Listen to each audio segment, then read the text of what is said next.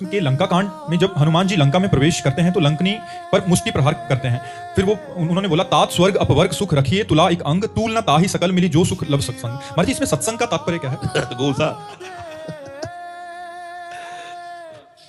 महान परम भागवत जिन कर कमल से भगवान श्री राम के चरण चापते हैं हनुमान जी महाराज, परम पवित्र बाल ब्रह्मचारी भगवत स्वरूप प्रेम में डूबे हुए, जिनके हृदय में सिया राम जी विराजमान है, जिनके कर कमल सदैव राम जी के चरणों का सेवन करते हैं। इनकी महिमा ब्रह्मा जी ने पहले बता रखी थी लंकिनी को। जब रावण ब्रह्म वर दीन्हा चलत बिरंच कहा मोहि चीन्हा बिकल हो सित कप के मारे तब जानुष निश्चय संहारे। जब तू एक कप के प्रहार से मूर्छित होने लगे तो जान लेना महाभागवत हनुमान जी का साक्षात्कार हो गया और निश्चरों का विनाश निश्चित उसी दिन से शुरू हो जाएगा। तो लंकिनी ने कहा तुम्हारे जैसे चोरों का आहार करना मेरा विषय है। कहां घुसा जा रहा चुपके से? बड़ी सूक्ष्म दृष्टि थी। यद्यपि अति लघु रूप धरे हनुमाना पैठा नगर सुमिरी भगवाना, भगवान का सुमिरन करते बहुत छोटा रूप धारण किया था, मतलब मच्छर से भी छोटा, अति सूक्ष्म। पर लंकिनी भी कोई साधारण थोड़ी थी। जो ब्रह्मा जी से बात करिए हुए, ब्रह्मा जी की बातों परम पवित्र थी।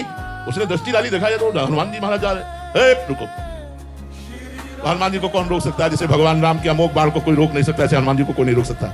मुठिका मार महाकप जनी खून उगलती हुई गिर पड़ी, बोले तात मोर अति पुण्य बहुता। एक घोंसा पड़ा, बोले तात मोर अति पुण्य बहुता। मेरा बहुत पुण्य हुआ जो आपने मुझे छू लिया, आपने छू लिया। जिन कर कमल से राम जी के चरण चाहते, आज उन्हीं कर कमल का मुझ राक्षसी को स्पर्श प्राप्त हुआ। जिनके हृदय में सिया राम विराजमान है वो मेरे सामने है। तात मोर अति पुण्य बहुता, देखिए उन्हें राम कर देता। आज मैंने भगवान के दास को देखा, ये बात है। वहां संग जो है वो हनुमान जी का दर्शन और हनुमान जी का स्पर्श उसको प्राप्त हो रहा है। इस बात का उसको सुख मिल रहा है। पंकज कुमार जी कुरुक्षेत्र से।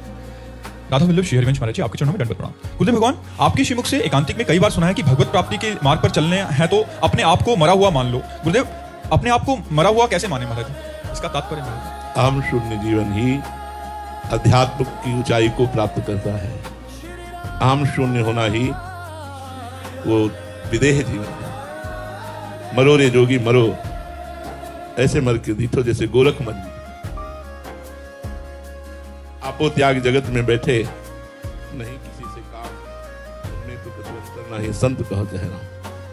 मन मारिया तन वश में की ना, हुआ भरम सब दूर, बाहर से कछ दिखत ना ही अंदर चमके नूर। आपो त्याग जगत में बैठे, नहीं किसी से काम, उनमें तो कछु अंतर नहीं संत कहो चेहरा। जो संपूर्ण संसार के भोगों से विरक्त हो चुका है, निर्विणस्य विरक्तस्य पुरुषस्योक्त वेदिनः मनस्त्यजति दौरात्म्यम चिंतितस्यानुचिंतया। जो समस्त भोगों से विरक्त हो चुका है, शब्द स्पर्श रूप रसगंध, जिसने संसार के नानात्व का चिंतन त्याग दिया है, गुरुदेव सदगुरुदेव संतजन शास्त्र इनके उपदेशों को भली भांति हृदयंगम करके निश्चित कर लिया है कि आत्मस्वरूप ही सत्य है और ये तीनों देह और इनका विलास असत्य है। इसलिए वो असत्य से मन को हटाकर सत्य स्वरूप आत्मस्वरूप श्री भगवान में या अपने आत्मा में स्थित कर दिया है। वो मरा हुआ पुरुष है, वो विदेह है, वो जीवन मुक्त है, वो अहम शून्य जीवन है। जब तक विषयों का चिंतन होता है, भोगों के भोगने में सुख है, तब तक ये जीवन नहीं। इस मार्ग में मरकर चला जाता है। नारायण अति कठिन है, हरि मिलन की बाट, या में पग पीछे धरे प्रथम शीश दे काट।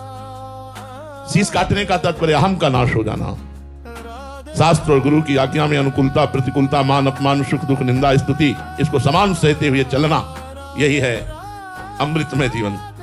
मृत जीवन इधर तो अमृतमय जीवन इधर। मृत्युर्मा अमृतम गमय, असतोमा सदगमय, तमसोमा ज्योतिर्गमय। यह है। जब तक हमारा मन जिंदा है तो वासनाओं की खेल खेलने की इच्छा में हमें बांधता रहेगा। दुर्वासना मम सदा परिकर्षयन्ति, दुर्वासना सदैव हमें खींचती रहेगी।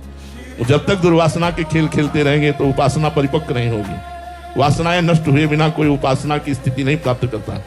चाहे वो भगवत प्रेममयी उपासना हो, चाहे वो ज्ञानमयी उपासना हो, दोनों के द्वारा एक ही तत्व का अनुभव होता है। इसलिए मरने का तात्पर्य है संकल्प रहित मन, भगवत चिंतन परायण चित्त, भगवत चरणारविंद में ही सुख है, आत्म सुख ही सत्य है, ये निश्चय, और अहंकार का शुद्ध मय में या भगवान के चरणों में समर्पित हो जाना, यही तात्पर्य है।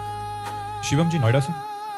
राधे राधे महाराज जी। महाराज जी बहुत संतों की वाणी से और अष्टावक्र गीता जी में साक्षी भाव या दृष्टाभाव होने की स्थिति के बारे में सुना है। महाराज जी क्या ये स्थिति भक्ति मार्ग में भी आती है या फिर सिर्फ ध्यान या ज्ञान मार्ग या अष्टांग योग में ही? भक्ति मार्ग में कर्म समर्पण करते हुए भगवान मेरे हृदय में बैठकर बुलवा रहे हैं, भगवान मेरी भुजाओं में बैठकर कर्म करवा रहे हैं, मेरे भगवान ही सब कुछ कर रहे हैं। भक्ति हर समय देखता है कि ये तो शरीर यंत्र मात्र है, भगवान करा रहे हैं। उमा दारू जोशित की नाई समय नचावत राम गोसाई, वो अनुभव कर रहा है। ज्ञानी शरीर की जितनी चेष्टाएं हैं वो त्रिगुणमयी माया के द्वारा हो रही। गुणानुगुण वर्तन्ते मनुष्याः पार्थ सर्वशः, वो अपने को दृष्टा देखता है।